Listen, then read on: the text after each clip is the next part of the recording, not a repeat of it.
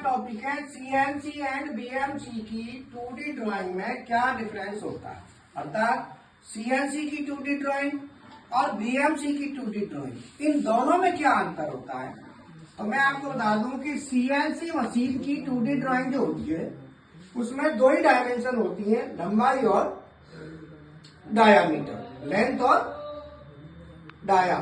जबकि बीएमसी की 2D drawing में तीन डायमेंशन होती हैं, लंबाई, चौड़ाई और ऊंचाई। सीएनसी में क्या होगी, लेंथ और विड्थ, और बीएमसी में लेंथ, विड्थ और हाइट।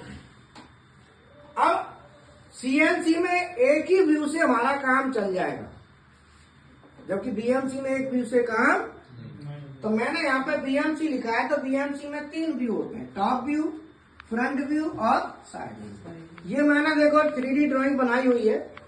तो 2D टॉप व्यू में बीएमसी में आता है लेंथ और विड्थ। लेंथ और विड्थ में क्या है, ए बी सी डी, ठीक है। फ्रंट व्यू में लंबाई, ये लेंथ और हाइट, और ये साइड व्यू हमारा ये वाला व्यू है, ये हमारा साइड है।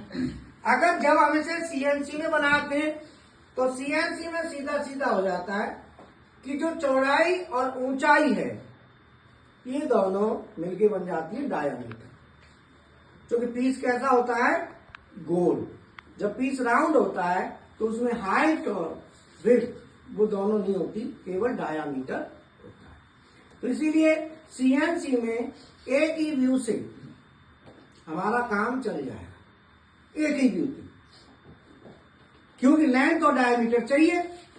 जबकि बीएमसी में एक व्यू से हमारा काम नहीं चलेगा। तो बीएमसी की ड्राइंग जो होती है उसमें कम से कम दो व्यू जरूरी है, ठीक है ना। लंबाई चौड़ाई इसमें आ गई, हाइट रह गई, इसको और ले लो तो हाइट यहाँ आ गई, लंबाई चौड़ाई ऊंचाई।